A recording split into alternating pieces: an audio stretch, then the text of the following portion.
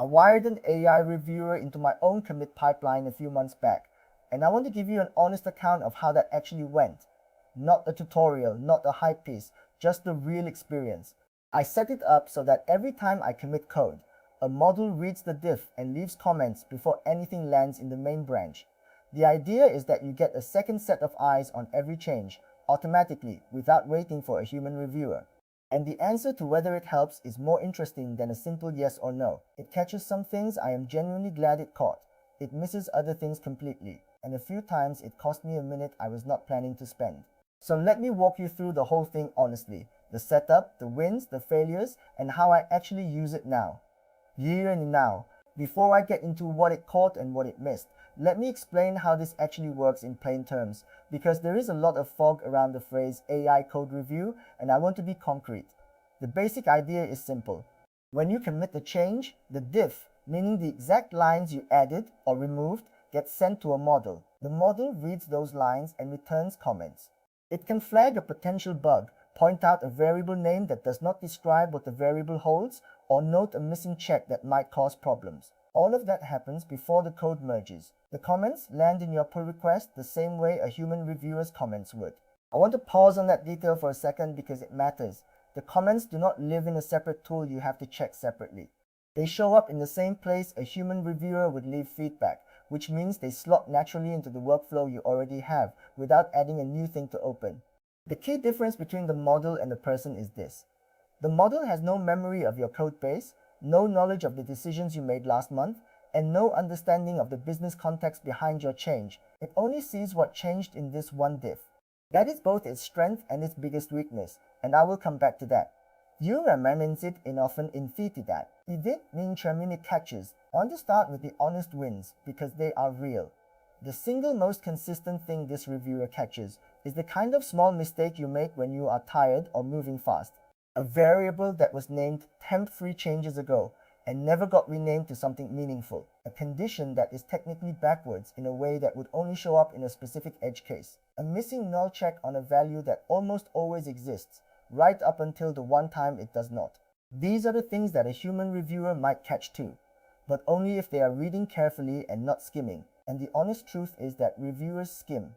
I skim, we all skim, especially on a small change we already think we understand because we wrote it. The model does not skim.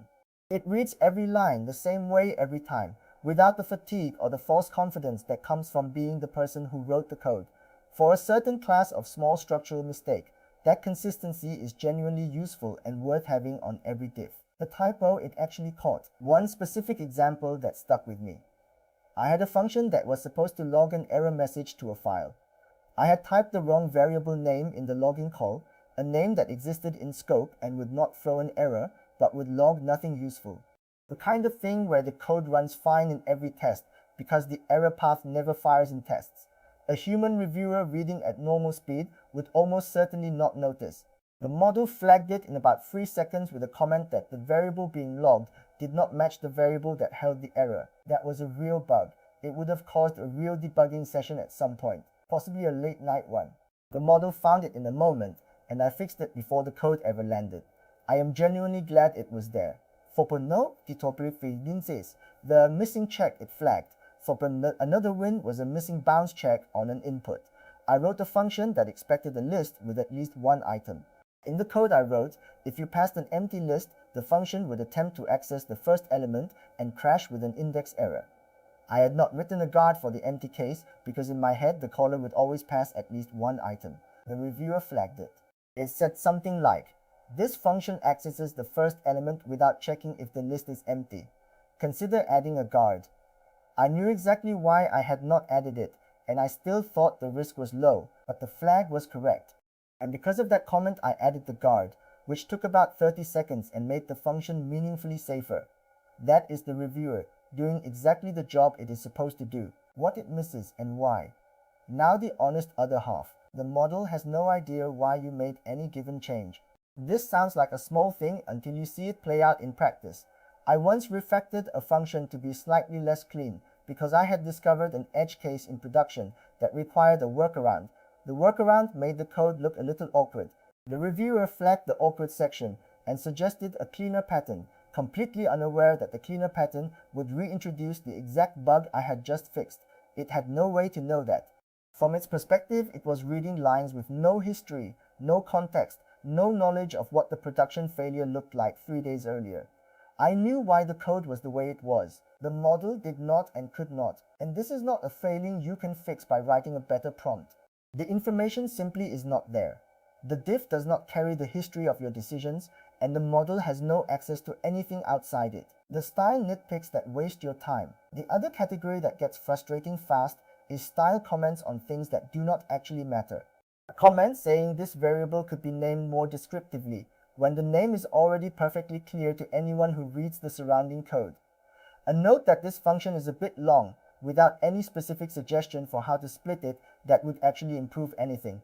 A flag on a pattern that is slightly unconventional but works correctly and has worked correctly in this codebase for 2 years. These are the comments that take a minute to read, another minute to think about, and end in you doing nothing and moving on. The model generates them because they are technically valid observations from a limited view, but they add noise.